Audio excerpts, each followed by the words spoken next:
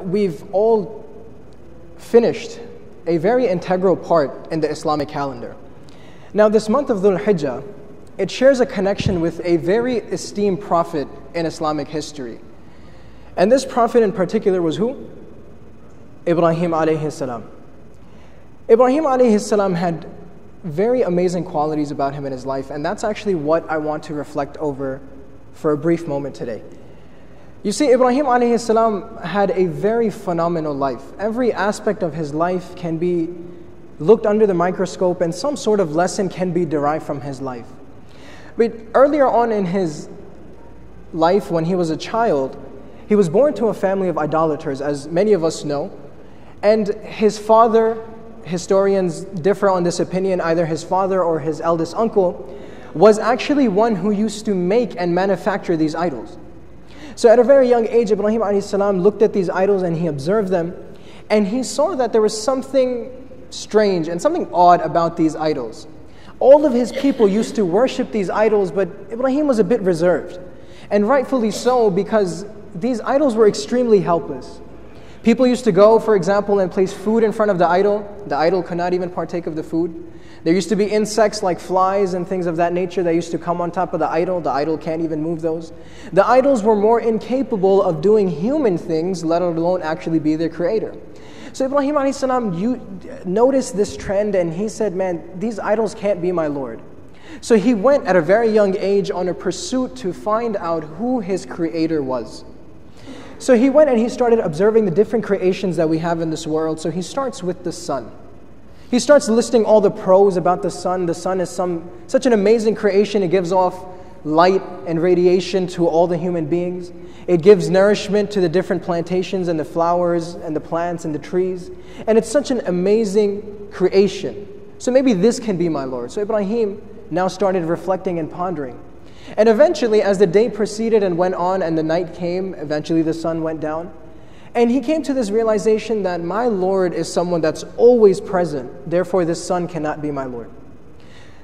Later on, he goes and in a similar manner, he reflects over the stars and he reflects over the moon, only to come back to the same conclusion that nothing of this is my creator. And he comes to the conclusion that there is a greater creator that has created all of these different creations. Now, after coming to this realization, he goes to his father and he goes to his people. And this is a very lengthy story. It's mentioned in Surah Al-Anbiya.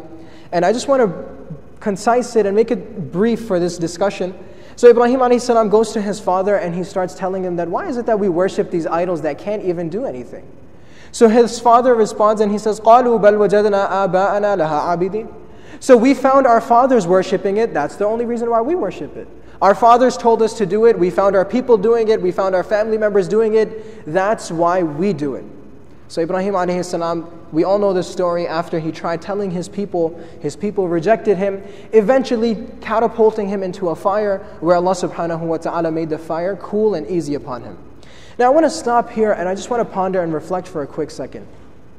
You see, Ibrahim alayhi salam, even though he was a prophet, and even though in the future he was going to become a prophet, at a very young age, he starts to reflect over the different things and the different aspects of life. He starts to ponder and reflect over who his creator was. Now, I want to ask all of y'all this one question, and I want you to answer it to yourself, that who is your creator to you? Fahimta, did we all get that question? Who is your creator to you? Who is Allah to you? And I'm not asking for a definition that we've read in some book or we've heard from some lecture, but just a personal definition and a relationship that we have with Allah subhanahu wa ta'ala. Who is Allah to us? Because when we look into the life of Ibrahim, Allah was someone who, for example, was his razik, someone that always used to sustain him.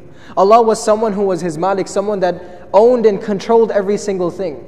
So Ibrahim at a young age pondered and reflected over this. Now, the reason why I pose this question in front of us, dear brothers and sisters, is because a lot of times we get so caught up in our daily pursuits that we never even take out some small window of time to reflect and ponder over who our Creator is. And dear brothers and sisters, for the progression of our faith and of our iman, it's extremely vital and extremely important that we take out some aspect of our day to just ponder over and reflect over who Allah subhanahu wa ta'ala is. And not just who Allah is, but Ponder over yourselves. What do we have in our lives that we can better? What qualities do I have that people dislike?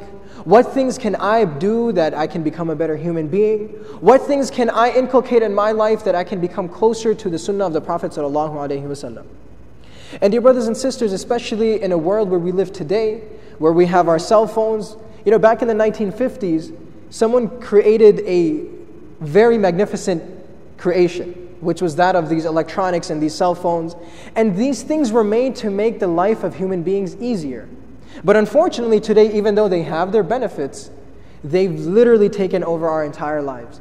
If we have 5 minutes to ourselves, we open up our phones and we start to look over our social media, even though we looked over it 5 minutes ago. Even though we know we have not a single message, we'll still go back and we'll constantly look over our phone. When we're driving, the 5-10 minutes that we have, the 20 minutes that we have, we'll put on the radio or we'll put on something else. Those moments that we have with ourselves, with our Creator, we don't like to use those moments.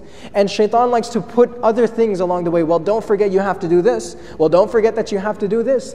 And like that, every single day goes by, and every hour goes by, and every minute goes by, and literally we have not sat and pondered and reflected over who we are, and what our purpose is. Dear brothers and sisters, the reason why I say this is because it's extremely important to make it a habit in our lives that at least 5 minutes in our day, we sit down and we reflect. Because Allah subhanahu wa ta'ala says it so many times in the Quran, أَفَلَا تَدَبَّرُونَ? Do they not ponder? أَفَلَا يَنظُرُونَ? Do they not see? Why is it that Allah keeps repeating these words and keeps repeating these phrases again and again in the different ajza? It's to show us that we as human beings have left this practice of actually sitting down and pondering. For example, for a lot of the youth that are here today, when we make a mistake, our parents told us to do something and we didn't do it for whatever reason. And now we've gotten our parents mad. Now, do we sit down and actually think about the mistake that we've made? Do we actually sit for 5 minutes and think that, you know what, I could have actually done this a different way. I could have done this in another way and it wouldn't have gotten my parents angry. For example, if we get angry ourselves, do we reflect over why we are angry? Do we reflect over what the reason was? Now, speaking of anger, there's this one incident that comes to mind. There's this one couple that used to get into a lot of fights. And every single day, the husband used to come back from work and he used to get into some sort of fight with his wife. So this was a common trend that used to take place every single day. And after they used to fight, the wife used to go inside the bathroom and she used to spend 5-10 minutes in the bathroom and she used to come back outside. So this practice became very regular. So the husband and the wife, after they used to get into a fight, the husband used to observe that the wife would leave their congregation or their gathering and she would go to the bathroom for 5-10 minutes and then she'd come right back outside. So the husband, after seeing this for many different days, he got curious and he asked his wife and he said, "Why is it that you go to the bathroom after every one of our fights?" So the wife replied that the reason why I go to the bathroom is to calm myself down. Because we just got into a fight, I want to cool myself down, and for that reason I go to the bathroom. So then the husband said that going to the bathroom relieves you of your anger? I've never heard anything like that. So the wife said, yeah, I go to the bathroom and the reason why I relieve my anger is because I clean the bathroom. So the husband was even more curious now. He said, you clean the bathroom and you get relieved of your anger? She said, yes, because I use your toothbrush to clean the entire bathroom. So, dear brothers and sisters, a lot of times throughout the day, we'll have these moments where we can reflect and where we can ponder over what we can do to become better human beings. So I asked Allah subhanahu wa ta'ala that He allows all of us, that we use these different opportunities that we have throughout the day, that we can strengthen our relationship with Allah subhanahu wa ta'ala.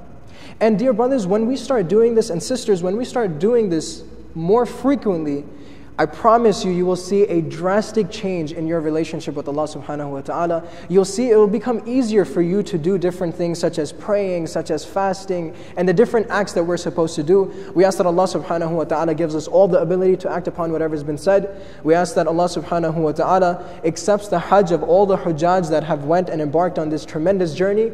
And for those of us that are still here and have not been blessed with this opportunity, we ask that Allah subhanahu wa ta'ala takes us again and again to His house.